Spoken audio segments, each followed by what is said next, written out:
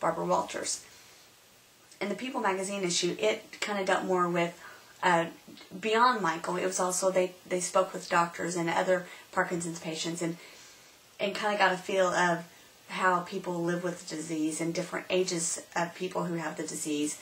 And the Barbara Walters interview was more of just about Michael.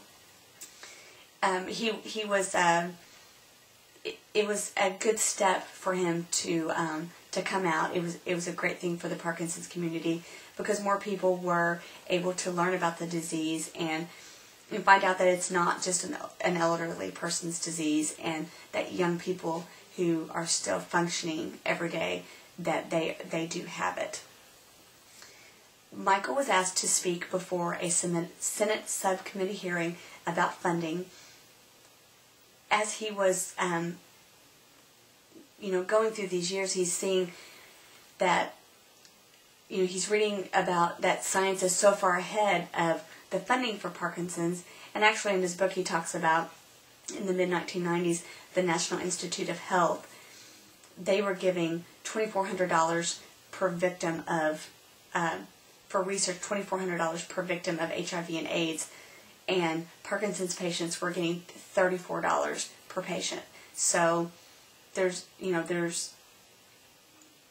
everyone wants a piece of the pie, but they're not divided up into equal sections.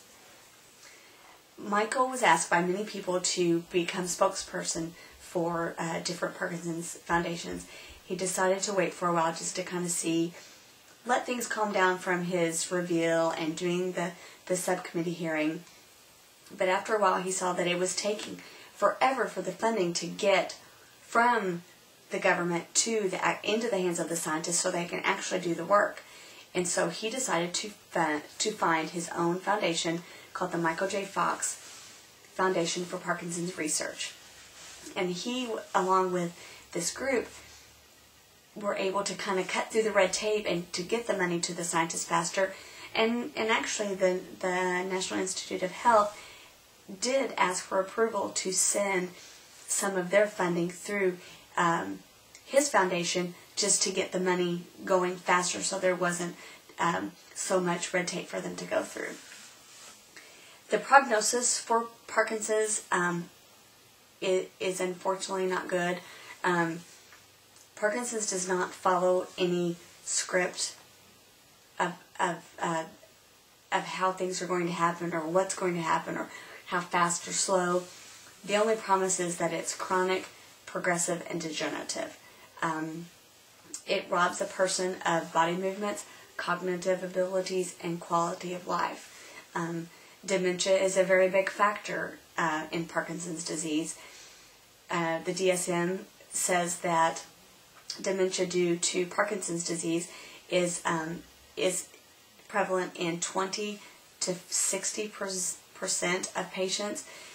Typically they are the older patients or patients who have the most severe or advanced cases. And death is not always caused by the Parkinson's itself. Sometimes it's by other ways, by falling or by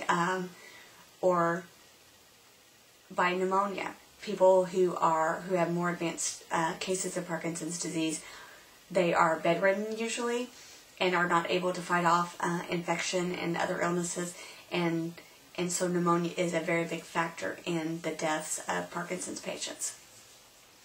One thing that I like about Michael J. Fox's foundation, that it also has a part of his site that deals with caregivers and the toll taken on caregivers. Because not only does this disease affect negatively the person that has the disease, but also affects the person's caregiver, a wife or a husband or children. It's so time consuming and so difficult on the people, because the person, it's hard for the caregiver to watch as the person they love slips away. They change dramatically. Personality and depression is such a big issue with Parkinson's patients, because they know that there is no cure and there basically is no hope. Michael J. Fox says quite often that if he was given the choice of either having the last 10 years with his disease taken away and him going back to the way he was before he was diagnosed, he said that he would say no way, that he considers himself a lucky man, even though he's dealing, because he is a different person, but he is a better person.